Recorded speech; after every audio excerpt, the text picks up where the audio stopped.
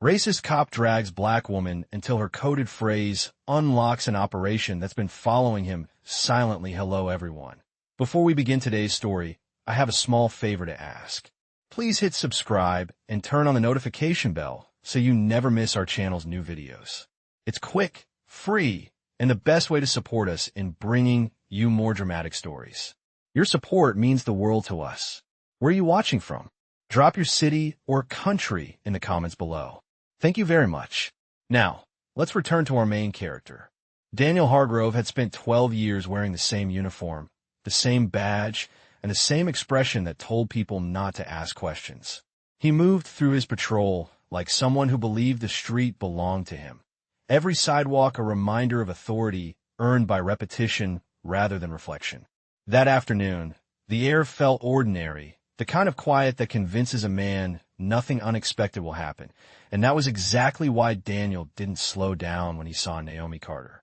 To him, she was just another figure passing through his line of sight, another moment to assert control and move on.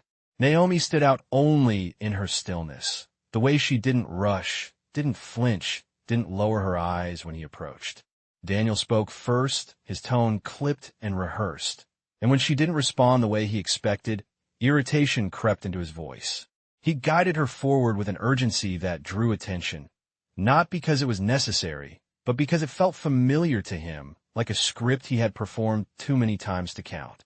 People nearby noticed, then looked away, the rhythm of the day continuing as if nothing unusual was happening.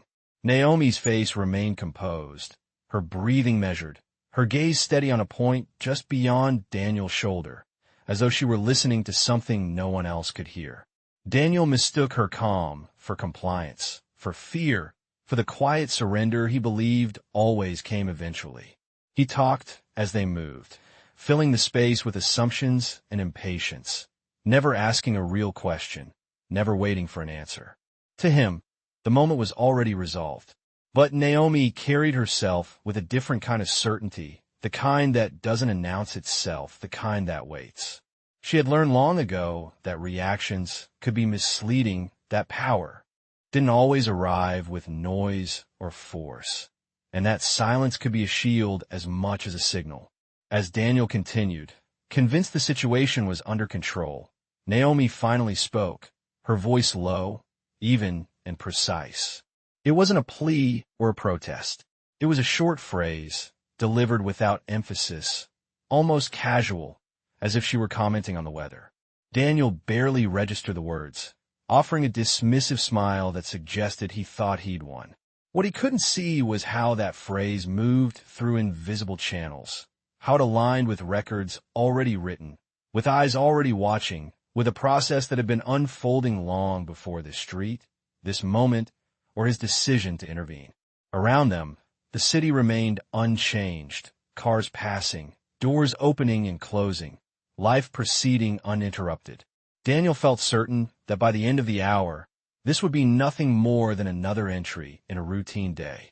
Naomi felt something else entirely, a quiet assurance that timing mattered, and that some stories only reveal themselves when someone thinks they're finished. The space between them held more than either said aloud, and as Daniel guided her forward, unaware of the larger pattern closing in, Naomi allowed herself a single steady breath, knowing that this was not the beginning of the end, but the confirmation that everything was already in motion. The sidewalk stretched ahead of them in a straight, unremarkable line, the kind Daniel Hargrove had walked thousands of times without ever remembering its cracks or corners. To him, places blurred together, but moments like this stood out, moments where his authority went unchallenged. Naomi Carter moved beside him at a controlled pace, neither resisting nor hurrying, her posture composed, as if she were accompanying him by choice rather than circumstance. Daniel filled the silence with procedural language, words meant to establish dominance without needing explanation, and he did not notice how carefully Naomi listened, not to him, but to the environment around them. A delivery truck rolled past at 20 miles per hour, the driver glancing over once before focusing back on the road. A storefront window reflected their movement, briefly duplicating the scene before letting it pass. Daniel's confidence grew with every step, reinforced by the absence of interruption. He believed that control was proven when no one stepped in. Naomi, however, understood something different. That stillness could draw more attention. The noise. Her mind tracked time without looking at a watch, counting the seconds between passing cars, measuring distance in familiar increments, knowing exactly how far they had moved from the original point of contact. Daniel assumed she was memorizing the moment out of fear, another person who would later struggle to recall details clearly. He had seen that before and relied on it. What he could not see were the quiet confirmations happening elsewhere, the way ordinary data aligned when placed beside a single spoken phrase. Naomi kept her hands relaxed at her sides, her breathing even, her expression neutral enough to be overlooked by anyone searching for visible distress. Daniel glanced at her once, registering her calm as defiance, and responded with a sharp remark meant to provoke a reaction. None came. The lack of response unsettled him more than he expected, though he dismissed the feeling as impatience. He reminded himself that this was routine, that nothing about this situation required a second thought. Naomi's gaze lifted briefly, not to meet his eyes, but to note a security camera mounted above a bank entrance across the street, its lens angled slightly downward. She had already seen it earlier. She had already accounted for it. Daniel continued forward, unaware that his own movements were being documented in ways he could not control, recorded not just by hardware, but by a pattern he had built over years without realizing it was visible. The city sounded the same as always, distant horns, footsteps, the low hum of traffic, all of it blending into a familiar backdrop that suggested normalcy. To Daniel, that normalcy was reassurance. To Naomi, it was confirmation that everything was proceeding as expected. She spoke again, this time asking a simple, polite question that carried no challenge and no urgency. Daniel answered automatically, not realizing that every word added context rather than clarity. He believed he was managing the interaction, shaping it to fit his understanding of order. Naomi understood that order differently, as a sequence already set in motion, one that did not require her to explain herself or correct him. As they approached the corner, the afternoon sun dipped behind a row of buildings, shifting the light just enough to cast longer shadows on the pavement. Daniel did not notice the change. Naomi did, and she adjusted her pace by a fraction of a second, aligning herself with the moment she had been waiting for, knowing that what followed would not be loud or dramatic, but definitive, and that Daniel Hargrove would soon learn that some forms of attention arrive long before they are felt. Naomi Carter had learned long before this day that the most dangerous moments were not the loud ones, but the quiet stretches where assumptions settled in.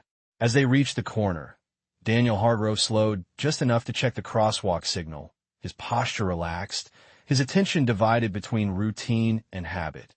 He believed the interaction was winding down into something predictable, a short detour that would end without consequence. Naomi recognized the shift too, not as relief, but as confirmation that the pattern was holding. She adjusted her steps to match his, maintaining the same distance she had kept since the beginning, neither closing the space nor widening it. Daniel spoke again, outlining what he believed would happen next, his words confident, unhurried, spoken as facts rather than possibilities. Naomi listened without interrupting, her expression unchanged, her focus steady. She was aware of the time down to the minute, aware of how long it took for certain notifications to be reviewed, how long it took for verification to move from automated systems to human oversight. Daniel did not know that his name, already familiar in quiet databases, had been active long before today, flagged not by a single incident, but by accumulation. Naomi had not created that history. She had been assigned to confirm it. As they crossed the street, the pedestrian signal counted down from 10, each second marked by a sharp electronic chirp. Daniel glanced at the number and quickened his pace slightly, impatient with anything that slowed him. Naomi mirrored the change with ease, keeping her balance, keeping her composure. A passerby brushed past them, offering a brief apology before moving on, unaware of the larger context unfolding inches away. Daniel barely noticed. Naomi did. She cataloged details without effort, not because she needed to remember them later, but because awareness had become second nature. Daniel's confidence remained intact, bolstered by the absence of resistance and the familiarity of his surroundings. He assumed silence meant submission. That calm meant there was nothing to address. Naomi understood silence differently, as a space where decisions were already being executed elsewhere. She asked another neutral question, something that sounded administrative, something designed to appear inconsequential.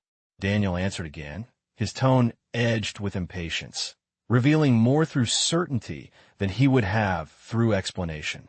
Naomi nodded once, acknowledging the response without reacting to it.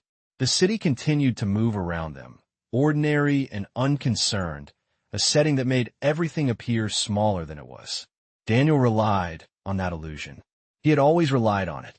Naomi's thoughts remained steady, grounded not in fear or anticipation, but in alignment, the sense that every step matched an established sequence. She could feel the moment approaching not as tension, but as inevitability. Daniel stopped near a public bench, gesturing briefly as if indicating a pause, his body language suggesting control without the need for emphasis. Naomi halted smoothly, her posture unchanged, her gaze lifting just enough to meet his face for the first time. There was no challenge in her eyes, no appeal, only clarity. Daniel hesitated, a fraction of a second longer than he intended, unsettled by the absence of the reaction he expected. He dismissed the sensation quickly, attributing it to the length of the day. Naomi spoke again, her voice measured, repeating the same phrase she had used earlier, unchanged in tone or cadence. Daniel registered it this time, not because it sounded different, but because something in the air shifted, subtle and intangible. He laughed softly, assuming irony where there was none, and looked away toward the street. Naomi remained still, knowing that the phrase was not meant for him to understand, knowing it was never meant to stop him in the moment. It was meant to mark it. As traffic resumed and the countdown signal reset, Naomi felt a quiet certainty settle in. The process had acknowledged her. The rest would follow. Daniel Hargrove stood beside her, unaware that the calm he mistook for insignificance had already placed him at the center of a conclusion he could no longer influence. The pause stretched longer than Daniel Hargrove intended, long enough for impatience to sharpen into irritation. He shifted his weight, scanning the street as if the answer to his unease might appear in traffic or reflections on glass. Control had always been his compass, and when the sense of it wavered, he compensated with certainty in his voice. He resumed speaking, outlining next steps with an authority that assumed agreement, framing choices as obligations. Naomi Carter listened without visible reaction, her shoulders relaxed, her stance balanced, her attention fixed on him with a calm that neither challenged nor conceded. Daniel interpreted her stillness as resistance masked by politeness, and that interpretation fueled his resolve to press forward. He spoke more quickly now, repeating points he had already made, his confidence leaning on repetition rather than clarity. Naomi noted the shift in his cadence, the slight tightening around his eyes, the way his focus narrowed, as if he were corralling a situation that no longer behaved as expected. The city provided no cues to disrupt the moment. A bus hissed at a stop half a block away. A storefront door chimed as someone entered. Everything suggested normalcy, and Daniel relied on that suggestion, mistaking it for confirmation. Naomi, however, understood that escalation did not require noise. It required persistence. She allowed him to continue, measuring his words, noting how assumptions replaced questions, how familiarity substituted for verification. Daniel took her silence as permission to proceed, reinforcing his belief that the encounter remained within his control. He gestured toward the bench again, indicating a weight that felt less like procedure and more like assertion. Naomi complied smoothly, taking a seat with deliberate ease, her posture upright, her gaze level. Daniel remained standing, positioning himself to loom without appearing to do so, a stance he had practiced without ever naming. He continued talking, his tone firm, confident, unbroken. Naomi's attention never wavered, though her focus extended beyond him to the broader environment, to the rhythms that confirmed timing rather than urgency. She recognized the moment as a hinge, the point where patience would be tested not by endurance, but by consistency. Daniel paused briefly, expecting acknowledgement, perhaps a question, perhaps an explanation. None came. The absence unsettled him again, though he refused to recognize it. He cleared his throat and resumed, convinced that persistence would produce compliance. Naomi waited, her breathing steady, her hands resting loosely in her lap. She did not look away. She did not look down. She allowed the space to exist as it was, knowing that the escalation he believed he was controlling had already been documented through context rather than confrontation. Daniel's voice carried a sharper edge now, frustration seeping through professionalism. He spoke about standards and expectations, invoking rules without citing specifics, trusting that the structure of authority would fill the gaps. Naomi responded with a nod, acknowledging the sound of his words without endorsing their meaning. She spoke once more, softly, repeating the phrase for a third time, identical in tone and timing, a measured echo rather than a demand. Daniel stopped mid-sentence, surprised despite himself, and let out a short breath that passed for a laugh. He dismissed the words aloud, calling them irrelevant, assuring himself that repetition did not create significance. Yet something in his posture shifted, a subtle stiffness betraying uncertainty. Naomi observed the change without comment, understanding that escalation often revealed itself not in action, but in reaction. The afternoon light brightened as clouds thinned, casting clearer shadows across the pavement. Daniel glanced at his watch, calculating time, believing urgency belonged to him. Naomi already knew the window was closing, not because she needed it to close, but because the process she trusted had acknowledged the signal. She rose calmly from the bench when Daniel indicated movement again, aligning herself with the next step without resistance. To him, it felt like progress. To her, it was confirmation. The encounter continued, outwardly unchanged, yet defined now by a quiet tension Daniel could not name and Naomi did not need to explain, a tension born not of confrontation, but of certainty moving closer to its conclusion. By the time they resumed walking, Daniel Hargrove felt the familiar satisfaction of momentum returning, the sense that the momentary pause had passed, and the situation was bending back into a shape he recognized. Movement, to him, meant progress, and progress meant resolution.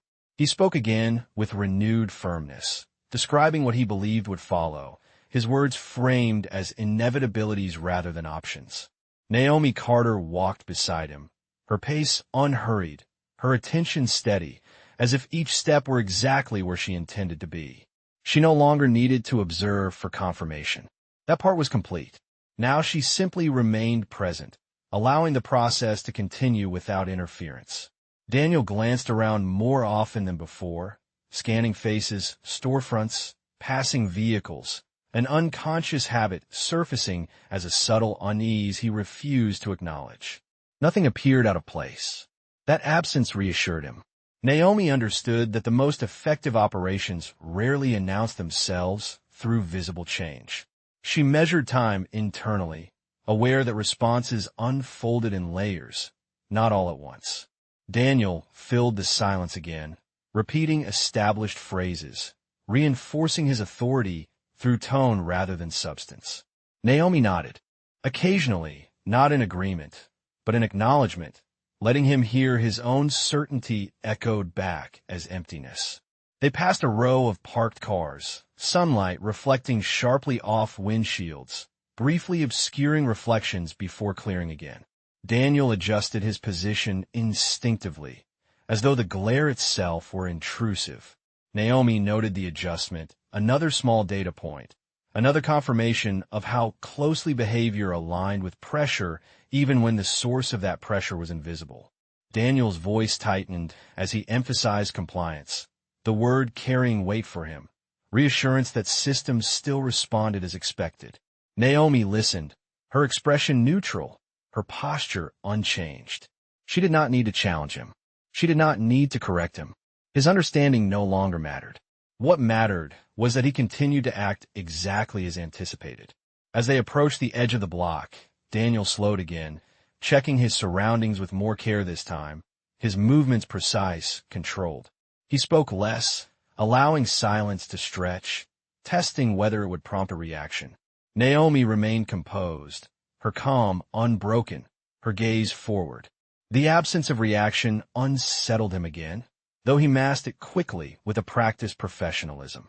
He cleared his throat and offered a brief explanation that sounded rehearsed even to his own ears. Naomi responded with a simple acknowledgement, her voice soft, measured, deliberately unremarkable. Daniel nodded, satisfied, interpreting her response as acquiescence. He believed the encounter was narrowing toward its conclusion, that soon it would be filed away like so many others, indistinct and forgotten. Naomi recognized the irony of that belief, understanding that conclusions did not always arrive when participants expected them to. Sometimes they formed quietly, assembling themselves while attention remained elsewhere. She glanced briefly at a passing patrol vehicle, noting its speed, its distance, its timing. It continued on without slowing, without signaling, without acknowledgement. Daniel noticed the vehicle too and relaxed slightly, taking its absence of interest as validation. Naomi saw it as coordination. They reached another intersection, the traffic light cycling through its familiar pattern, red to green to yellow, a steady rhythm that suggested order and predictability. Daniel waited for the signal, his foot tapping once against the pavement, impatience disguised as efficiency. Naomi stood beside him, still and balanced, her attention fixed not on the light but on the moment itself. She felt no urgency, no anticipation, only certainty. When the signal changed, Daniel stepped forward immediately, leading the way without looking back. Naomi followed at the same controlled pace, neither lagging nor rushing, fully aware that the escalation he believed he managed had already transitioned into something else entirely. Around them, the city continued its ordinary flow, unaware that the interaction unfolding within it had already shifted beyond personal control into a broader sequence of accountability. Daniel Hargrove moved with confidence born of habit. Naomi Carter moved with clarity born of design. Neither spoke as they crossed, but the silence between them carried more weight than any words. A quiet space where the past met its own reflection and the future moved closer without announcing itself.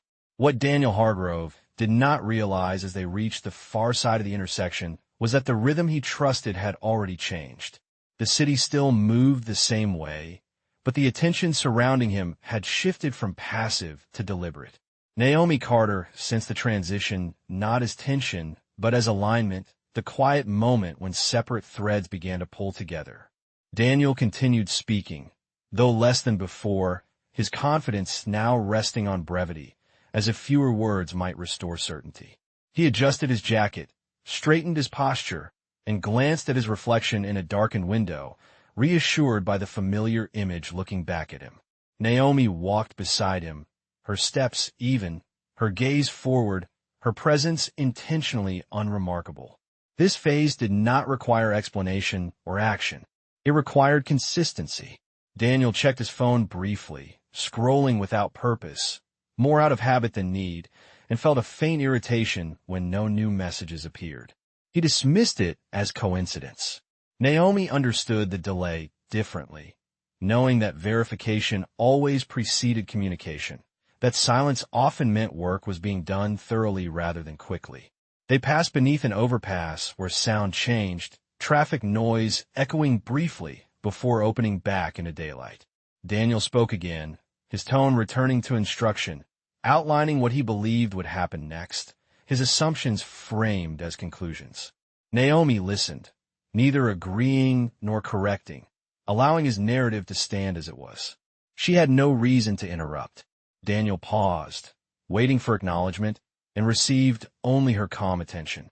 He nodded to himself, interpreting it as confirmation. The sidewalk narrowed ahead, forcing them closer together for a few steps before widening again. Daniel did not notice the proximity. Naomi did, adjusting without visible effort, maintaining the same neutral distance she had held from the beginning. She was aware of the timing down to the minute now, aware that certain thresholds, once crossed, could not be reversed. Daniel's pace slowed slightly, his focus sharpening on small details, a sign that awareness was creeping in despite his efforts to suppress it. He asked a question that sounded procedural but carried an edge of impatience. Naomi answered simply, offering no extra information, no elaboration, no emotional color. Her response was enough. As they approached another row of buildings, Daniel noticed a vehicle parked longer than expected, engine off, windows tinted. He registered it, then dismissed it, reminding himself that the city was full of parked cars. Naomi noted it too, recognizing it not by appearance alone, but by placement, by timing, by the way it fit seamlessly into the environment. Daniel resumed talking, his words now more measured, as though he were unconsciously choosing them with greater care. Naomi allowed the conversation to continue, understanding that this was the moment when patterns confirmed themselves. She did not need to look for signals. She trusted the structure that had brought her here. Daniel's voice trailed off as they reached the corner of a quieter street, his attention drawn to the sudden absence of foot traffic. He hesitated, scanning the area, then proceeded, unwilling to acknowledge discomfort. Naomi followed, her expression unchanged, her certainty intact. She had seen this moment before in different forms, the point where familiarity began to feel insufficient. Daniel stopped briefly, as if to recalibrate, then continued, determined to see the interaction through on his terms. Naomi remained present, knowing that his terms no longer defined the outcome. Somewhere beyond his awareness, records were aligning, timelines converging, decisions moving from review to readiness. The process he had never noticed was now fully engaged, not in response to emotion or resistance, but to repetition and confirmation. As they moved forward, Daniel Hargrove believed he was approaching resolution. Naomi Carter knew he was approaching recognition. Neither spoke as the space between buildings opened again, but the silence carried a new weight, one shaped not by uncertainty, but by the quiet inevitability of an operation that had been watching all along. The moment arrived without announcement, without sirens or raised voices, unfolding instead through subtle shifts Daniel Hargrove could no longer ignore. As they reached the quieter stretch of the street, two pedestrians ahead slowed and stepped aside in a way that felt coordinated rather than casual. Daniel noticed it and frowned, his instincts sharpening as familiarity gave way to something less comfortable. He adjusted his stance, scanning the surroundings more deliberately now, his confidence no longer automatic but asserted. Naomi Carter felt the shift immediately, not as danger, but as arrival. This was the point where observation crossed into presence. Daniel spoke again, his words firmer, as though tone alone could restore the order he sensed slipping. Naomi listened, her expression composed, her posture steady, her attention anchored in the moment. She did not interrupt. She did not correct him. She allowed him to hear himself. A vehicle that had been parked earlier pulled away slowly, replaced by another that stopped a few yards down the street, engine idling, position precise. Daniel noticed this time. His eyes lingered longer than before, his jaw tightening slightly before he forced his attention back to Naomi. He asked a direct question, sharper than the ones before, seeking clarity through authority. Naomi met his gaze calmly and answered with a simple statement, her voice even, neither defensive nor explanatory. It was enough to confirm what was already unfolding. Daniel's phone vibrated in his pocket, the sudden sensation breaking his concentration. He hesitated before checking it, irritation flaring at the interruption. The message was brief, official in tone, requesting confirmation of his location. Daniel stared at the screen longer than necessary, rereading the words as if repetition might change their meaning. He looked up again, scanning the street, noticing details he had dismissed moments earlier, the placement of vehicles, the timing of movement, the quiet attention now focused unmistakably on him. Naomi remained still, her calm unchanged, her certainty grounded. She did not reach for identification. She did not announce authority. She simply stood there, present, as the context completed itself. Daniel cleared his throat and responded to the message, his fingers slower than usual, his movements careful. He looked at Naomi again, seeing her not as a variable, but as a constant, something that had not shifted even as everything else had. The realization unsettled him more than any confrontation could have. He spoke her name for the first time, testing it aloud, as though naming her might reassert control.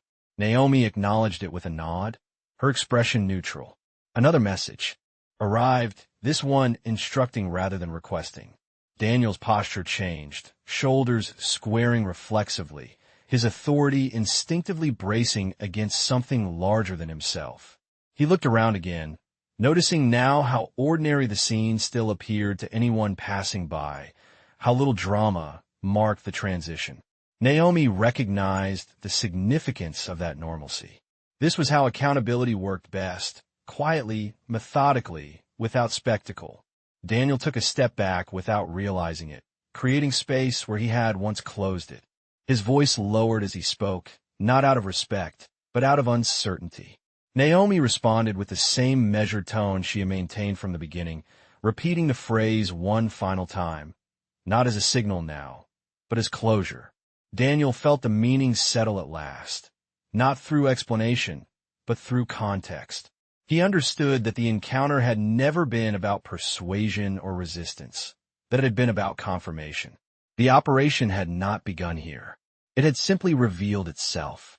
As footsteps approached from behind, unhurried and professional, Daniel turned instinctively, his certainty finally giving way to awareness. Naomi remained where she was, her role complete, her presence no longer required to guide the moment. The street remained calm, the city indifferent, but the balance had shifted irrevocably. Daniel Hargrove stood at the center of attention he had never noticed until now, while Naomi Carter stepped quietly aside, knowing that the truth did not need to be raised to be heard, only placed where it could no longer be ignored. The shift completed itself without spectacle, unfolding through procedure rather than force, and Daniel Hargrove felt the difference immediately. The people who had approached did not crowd him or raise their voices.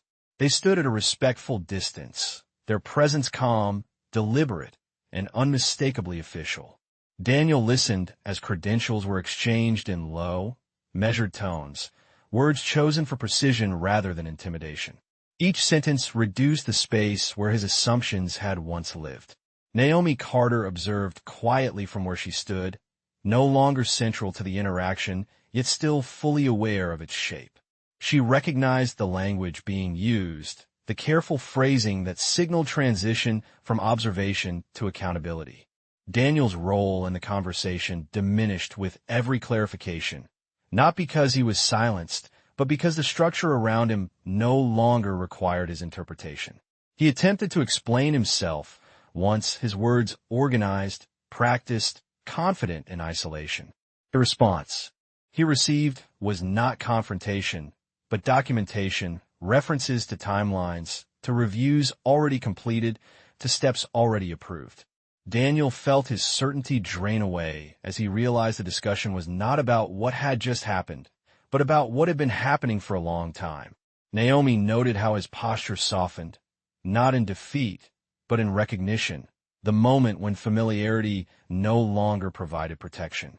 She did not need to speak.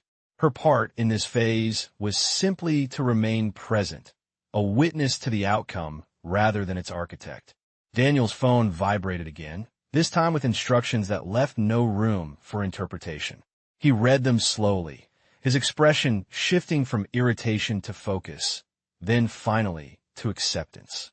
There was no argument to make, no authority to assert that could alter the sequence now unfolding. He nodded once, a small gesture that acknowledged the reality he could no longer control.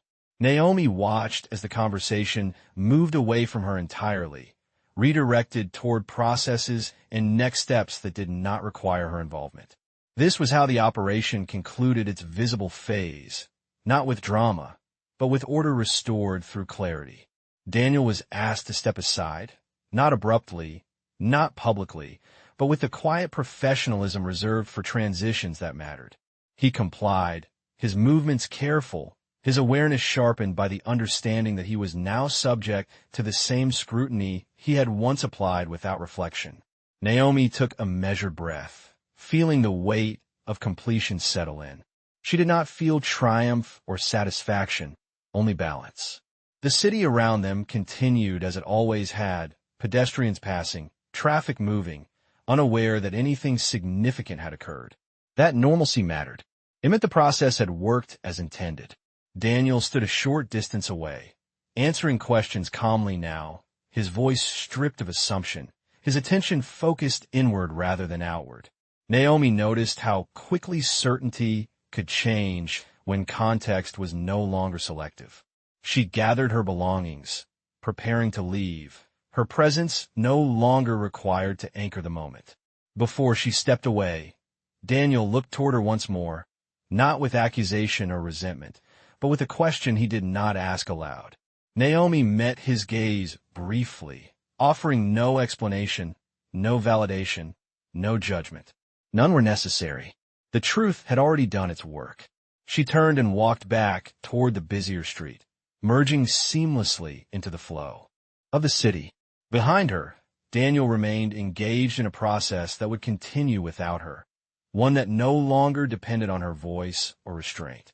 The operation that had followed him silently had reached its conclusion not through exposure, but through confirmation. Naomi moved forward, her steps steady, her role complete, knowing that accountability did not require an audience, only consistency, and that the quietest outcomes were often the most enduring. Naomi Carter walked until the noise of the busier street folded back around her, blending her presence into the rhythm of people who would never know what had just concluded a few blocks away. She felt no need to look back. The moment had already settled in a place, not as memory, but as resolution.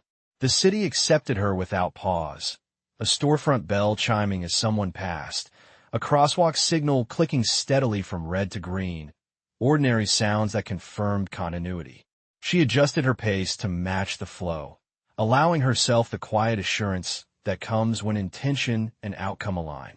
Behind her, Daniel Hargrove remained where structure had redirected him, listening now more than speaking, his attention anchored to instructions rather than assumptions.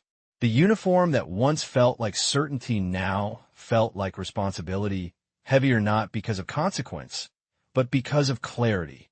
He answered questions with care, recognizing for the first time how words could be measured rather than wielded. The realization did not arrive as shame or anger, but as understanding, the kind that follows when patterns are finally named. Naomi continued forward, her thoughts unburdened by the need to justify or explain. She had learned that justice did not require confrontation to be complete.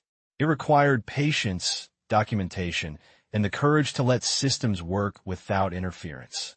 She passed a cafe window and caught her reflection briefly, seeing only herself, not a symbol or a role, just a woman moving through her day. That normalcy mattered. It was the truest measure of success. The city offered no applause, no acknowledgement, and she preferred it that way. Daniel's voice carried faintly in the distance for a moment before dissolving into traffic noise, another sound absorbed by the city's indifference. He would move forward too, though his path would look different now, guided by oversight rather than assumption. Naomi reached the corner and paused, waiting for the signal, hands relaxed at her sides, breathing even. She thought about how easily silence could be mistaken for absence, how often power hid in plain sight simply by refusing to announce itself. The light changed, and she crossed with the others, one step among many, indistinguishable and free. Somewhere behind her, processes continued, reviews scheduled, timelines confirmed, accountability unfolding without spectacle. That was how it was meant to be.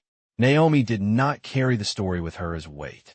She carried it as confirmation that dignity did not need permission and that truth, once aligned with patience, would surface on its own terms. She reached her destination and slowed, the day opening into its next ordinary chapter. Daniel would have time now to reflect, to understand how certainty can narrow vision and how humility can widen it. The city would remember none of their names, and that was the point. Justice did not belong to individuals. It belonged to consistency. Naomi stepped inside, the door closing softly behind her, leaving the street exactly as it had been. Somewhere in the quiet spaces between procedure and outcome, the echo of the day settled into a simple truth, not spoken aloud, but understood by those who had learned to listen. He believed silence protected him, but silence had been watching all along.